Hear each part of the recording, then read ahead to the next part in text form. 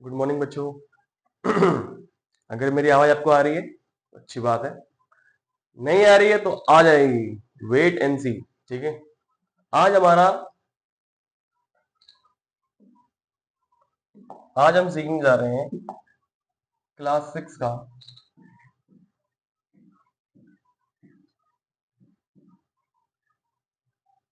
Science का chapter 2। नाम है सॉर्टिंग मटेरियल्स इनटू ग्रुप्स। ठीक है बेटा, सॉर्टिंग का मतलब समझो। सॉर्टिंग का मतलब होता है चीजों को अलग अलग करके रखना। ठीक है, अब वो कैसे करते हैं अलग, हमें अलग क्यों करना है, किस किस ऑब्जेक्ट्स को हम अलग कर सकते हैं, वो सब अभी हम इस चैप्टर में सीखेंगे। ठीक है, चलिए तो आगे चलते हैं। सबसे पहले आता है हमारा टॉपिक ऑब्जेक्ट अराउंड अस। क्या आता है टॉपिक? Object around us. क्या है इसका मतलब? इसका मतलब समझो।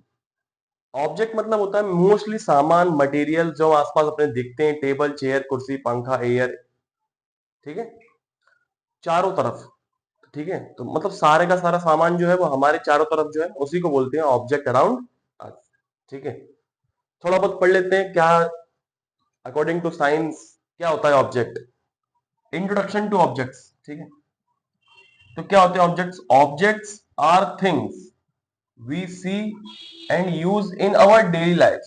ऑब्जेक्ट्स बेटा सामान है जैसे हम देखते हैं, यूज करते हैं इन आवर डेली लाइफ, हमारी डेली की जिंदगी में। ठीक है, एग्जाम्पल्स जैसे कि टेबल बताया मैंने आपको, चेयर बताया, पेन, बुक्स, कपड़े, यूटेंसिल्स मतलब बर्तन वगैरह जिसमें हम खाना वगैरह खाते हैं वो सब। ठीक है, मटेरियल्स एंड ऑब्जेक्ट्स की अगर हम बात करें तो ऑब्जेक्ट्स जो होते हैं ना वो डिफरेंट मटेरियल से बनते हैं।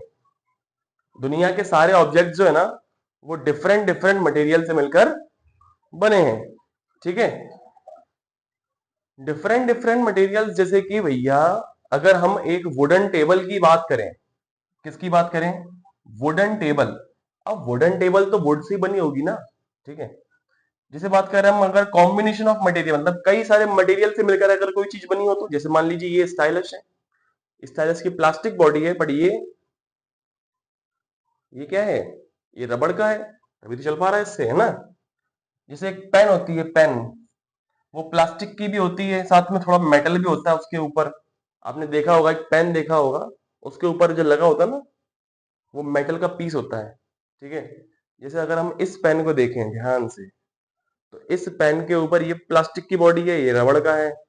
ये जो है ना ये चीज, ये ये बनता है किसका? मेटल का। ठीक है, तो ऐसी बहुत सी चीजें होती हैं जो अलग अलग डिफरेंट कॉम्बिनेशन ऑफ मटेरियल से बनता है या फिर कोई सिंपल मटेरियल से बनता है। जैसे मान लीजिए कि ये बैट है, बेसबॉल बैट।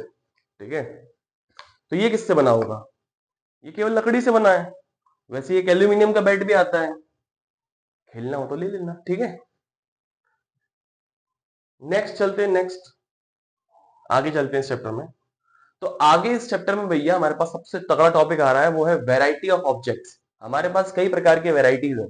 ठीक है, जैसे कि अगर हम बात करें कि वैरायटी का हम यूज क्यों करते हैं, सबसे पहले देखो जो दुनिया है ना, दुनिया में हर प्रकार की वैरायटी ऑफ ऑब्जेक्ट्स हैं और उन सभी का अलग अलग काम है, अलग अलग पर्पस है। ठीक है, कुछ का काम है भैया सेटिंग करवाने का, सेटिंग मतलब बैठने का काम करवाएंगे। ये क्या करवाएंगे? सिटिंग, जैसे कि चेयर्स वगैरह हो गए। कुछ का काम है राइटिंग करने का, जैसे कि पेन वगैरह हो गए। कुछ का काम है कुकिंग करने का, जैसे कि बर्तन वगैरह हो गए। ध्यान से सुनना, हमारे पास वैरायटी ऑफ ऑब्जेक्ट्स है। क्या है? Variety of objects. किसी का काम हवा देने का है, किसी का काम लाइट देने का है, किसी का काम बैठने का है, किसी का काम चलने का है, तो किसी का काम लिखने का है, तो किसी का काम कुछ और करने का है। There are so many varieties of object. ठीक है, तो व्हाई क्लासीफाई ऑब्जेक्ट्स? अगर हमें ऑब्जेक्ट्स को क्लासीफाई करना क्यों है, आखिर हमें ऑब्जेक्ट्स को क्लास में डालना ही क्यों है ना। तो क्लासिफिकेशन इंपॉर्टेंट है, ध्यान से देखना जरा इसको। ठीक है, classification classification help us understand and organize object, make it easier to study and compare objects। मतलब हमें क्लासिफिकेशन इसलिए करना है ताकि हमें हेल्प मिल सके ये समझने के लिए, और हम ऑब्जेक्ट्स को ऑर्गेनाइज कर सकें ताकि हम उसकी इजी टू स्टडी कर सकें और कंपेयर कर सकें दूसरे ऑब्जेक्ट के साथ में। ठीक है, हम उनकी क्या कर सकें, इजी स्टडी कर सकें और साथ में हम उन्हें दूसरे चीजों से कंपेयर भी कर सकें। इसलिए हमें क्या चाहिए, उनकी क्लासिफिकेशन आनी चाहिए। तो क्लासिफिकेशन जो है उसका बेसिस क्या है, बेसिस मतलब किस बेस पर आप क्लासिफाई कर रहे हो भैया, क्या बात क्या है, आप कहना क्या चाहते हो, समझो। ठीक है, तो objects can be classified, sorry, objects, अरे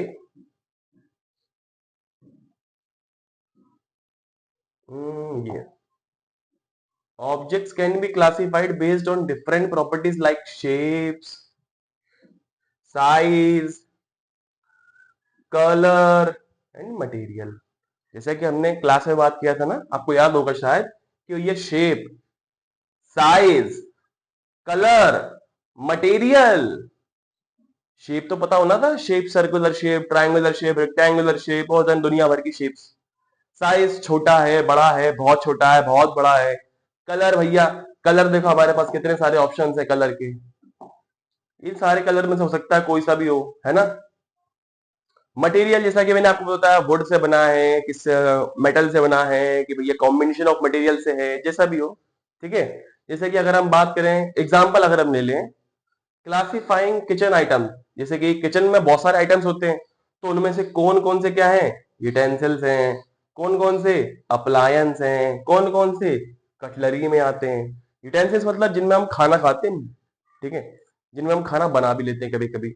अप्लायंसेस वगैरह जैसे मिक्सर हो गया, ओवन हो गया, माइक्रोवेव ओवन ओवन हो गया अपना, है ना, जूसर हो गया, और ये सब। कटलरी मतलब वही चाय पीते हैं ना, चाय वगैरह पीते हैं, जो सिरेमिक्स की प्लेट्स वगैरह होती हैं, सिरेमिक्स की प्लेट्स जिसमें अपन खाना बैठ के खाते हैं, रईसों वाले काम करते हैं कभी कभी, वही वाले। ठीक है, तो नेक्स्ट इसके बाद क्या आता है देखते हैं। नेक्स्ट बेटा, प्रॉपर्टीज ऑफ ऑब्जेक्ट्स। ठीक है, जैसे कि अभी अपन ने क्या पढ़ा, बेसिस ऑफ क्या था, बेसिस ऑफ क्लासिफिकेशन था। इसमें हमने देखा भैया हमें प्रॉपर्टीज के हिसाब से अलग अलग, डिफरेंट प्रॉपर्टीज के हिसाब से अलग करना पड़ेगा। तो डिफरेंट प्रॉपर्टीज कौन कौन सी थी भैया, शेप था, साइज था, कलर था, मटेरियल था, है ना। तो ये वही प्रॉपर्टीज यहाँ पर आ गई हैं। तो डिफरेंट प्रॉपर्टीज के हिसाब से अब हमें क्या करना है, उन्हें अलग करना है। जैसे कि मान लीजिए shape, objects can be round, square, rectangular, बताया मैंने आपको अभी। साइज, लार्ज हो सकता है, स्मॉल हो सकता है। ठीक है, कलर हो सकता है, डिफरेंट डिफरेंट कलर्स का कोई ऑब्जेक्ट हो। मटेरियल, जैसे कि हो सकता है डिफरेंट मटेरियल का बना हो, जैसे कि वुड हो गया, ग्लास हो गया, कांच होता ना, ये भी तो मटेरियल ही है। यूजेस ऑफ ऑब्जेक्ट्स, ठीक है, ईच ऑब्जेक्ट जो है ना, हर एक ऑब्जेक्ट, दुनिया का हर एक ऑब्जेक्ट, इसका एक स्पेसिफिक काम होता है, स्पेसिफिक। ठीक है, ये पेन है, इसका लिखने का काम है। बैट है, उसका काम मारने का है बॉल को। ठीक है, डोर है, इसका काम होता है सिक्योरिटी करना, अंदर का बाहर, बाहर का अंदर, सेफ रखना। ठीक है, वैसे ही जैसे चेयर है, तो चेयर का काम मोस्टली किस लिए होता है भैया, चेयर का काम होता है बैठने के लिए। किस लिए होता है, सिटिंग करने के लिए होता है। कभी कभी उस पर अपन बैठ के बुक रीड करते हैं, कभी कभी उस पर हम बैठ के खाना खाते हैं स्पून से। ठीक है, यूजेस ऑफ ऑब्जेक्ट, जैसे कि मान लीजिए चेयर तो वगैरह तो हो गया, अच्छा दोबारा आ गई, sorry sorry sorry sorry. Objects in daily life, अगर हम डेली लाइफ की अगर हम बात करें, तो जैसे कि मान लीजिए भैया, हम तो डेली लाइफ में अपनी, अगर आप घर से बाहर निकलते हो या स्कूल जाते हो, या स्कूल नहीं भी जाते हो, किसी रिश्तेदार के यहाँ जाते हो, तो आपको पता होगा कि न्यूमरस ऑब्जेक्ट्स आपको देखने को मिलते हैं डेली। क्या मिलते हैं, न्यूमरस ऑब्जेक्ट्स, क्या मिलते हैं बेटा, न्यूमरस ऑब्जेक्ट्स, मतलब कि बहुत सारे ऑब्जेक्ट्स मिलते हैं देखने के लिए डेली। ठीक है, understanding the materials and properties of these objects help us use them effectively. तो अगर हम उनके मटेरियल्स के बारे में समझ गए, उनकी प्रॉपर्टीज के बारे में समझ गए, तो हमें क्या, उसे यूज करने में, उसे इफेक्टिवली यूज करने में, मतलब उसे और ज्यादा प्रभावशाली तरीके से यूज करने में क्या होगा, हेल्प मिलेगा। क्या मिलेगा बेटा, हेल्प मिलेगा। जैसे कि एवरीडे लाइफ के अगर हम एग्जांपल्स लें, तो ये table, chair, beds, house hold items में आते हैं हमारे पास, प्लेट, कप, नाइफ, मतलब चाकू वगैरह ठिचक करके है। स्टेशनरी में आता है पेन, पेंसिल, इरेजर्स, क्लॉथिंग में शर्ट, पैंट, ड्रेस, जो भी आप लोग यूज करते हैं, आप लोग अगर फ्रॉक पहनते हैं तो फ्रॉक सही, शर्ट पहनते हैं तो शर्ट सही, जो भी हो ना।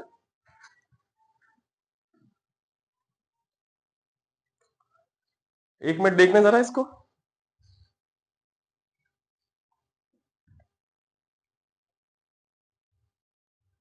क्या समझ में आया? किचन में अपना फर्नीचर में होता है, फॉर्क वगैरह, fridge, knife, microwave, oven, plate, spoon, ये सब वो एग्जांपल्स हैं, ऑब्जेक्ट्स हैं, इनके एग्जांपल्स हैं कि भैया देखो इस तरीके के अपने किचन में होता है, बाथरूम में होता है, लिविंग रूम में होता है, बेडरूम में जो सामान होता है, ये उनकी एक लिस्ट बनी है बस। अब हम बात करते हैं प्रॉपर्टीज ऑफ मटेरियल्स की। हमने देखा था साइज हो गया, शेप हो गया, ये सब हो गया, उन्हीं के हिसाब से जो प्रॉपर्टीज बनाई गई थी हमारी बुक में वो 7 है। कितनी है? फर्स्ट है हमारी अपीरियंस, सेकंड है हार्डनेस, फिर है solubility in water, flotation, transparency, conductivity, magnetism. ठीक है, मुझे जहां तक मुझे याद है, appearance, hardness, solubility in water, transparency, conductivity, ये तो आपकी बुक में पक्का होगी। फ्लोटेशन जो है ना, फ्लोटेशन, ये डेंसिटी के नाम से होगी, फ्लोट और सिंक वाले ऑप्शन में। और मैग्नेटिज्म जो है वो मैंने खुद से डाली है एक्स्ट्रा आप लोगों के लिए। तो हमारी फर्स्ट प्रॉपर्टी जो है वो है अपीरियंस। कौन सी है? अपीरियंस। अब अपीरियंस का मतलब क्या कि सर जी हमें तो इसका मतलब ही नहीं पता, पता है आप लोगों को? चलो पढ़ लेते हैं, क्या दिक्कत है ना।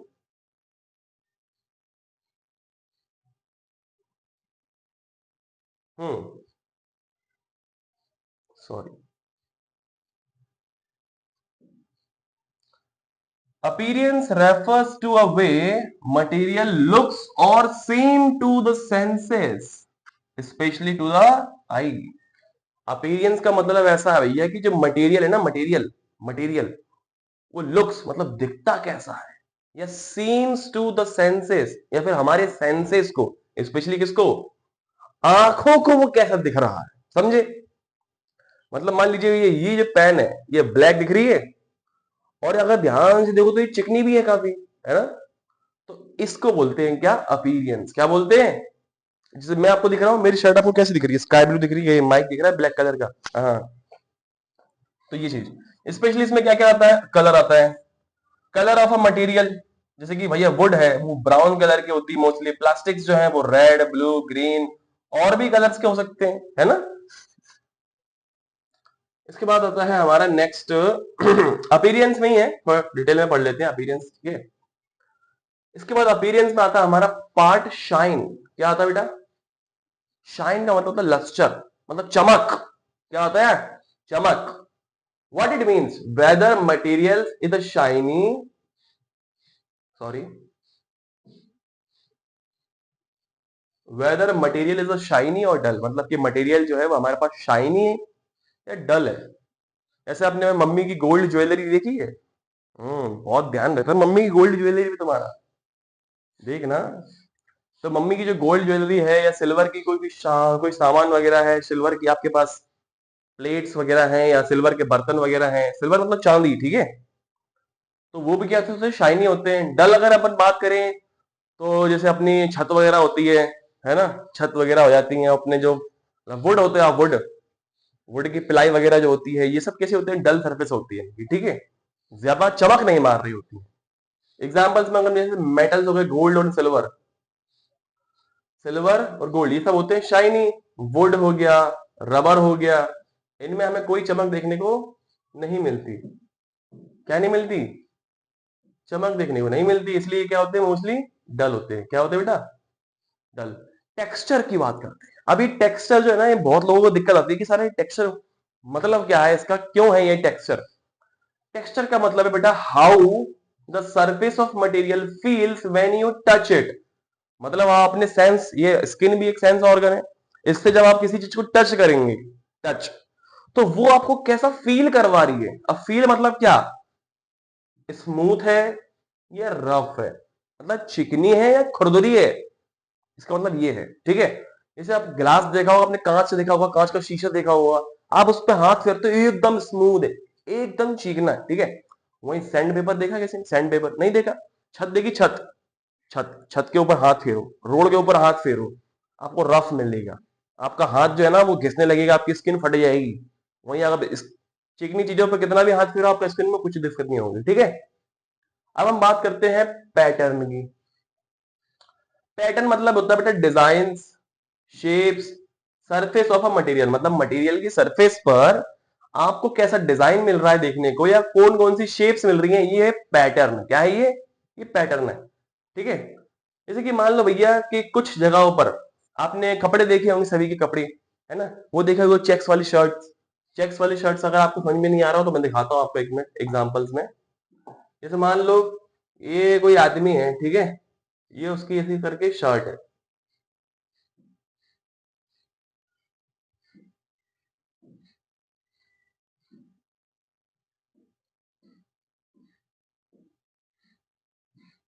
तो अब इस शर्ट पे क्या है, पैटर्न है, क्या है, पैटर्न। ऐसे ऐसे करके लाइन बनी, अरे सॉरी, भैया कहाँ चले गए, ये रहे, ठीक है। ऐसे करके ना इसमें बहुत सारी लाइन से बनी है।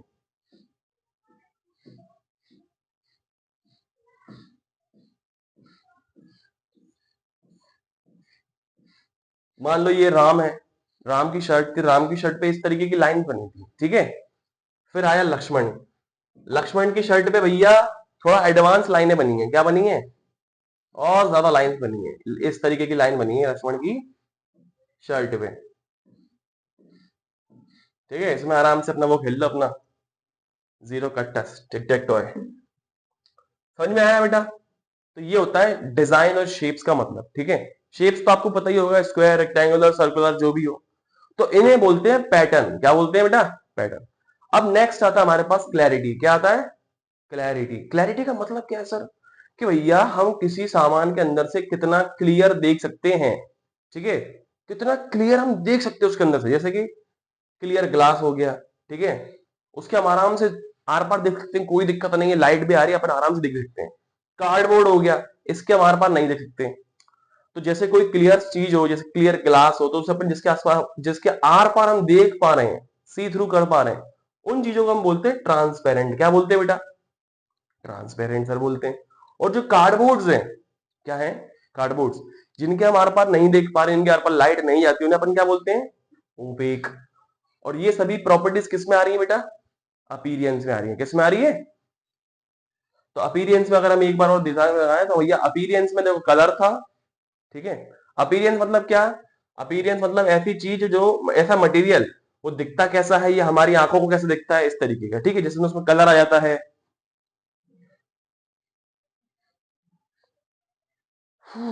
सॉरी लाइट चली गई लगता है। आज के लिए हमारे पास इतना काफी है, कल हम आगे डिस्कस करेंगे नेक्स्ट, ठीक है।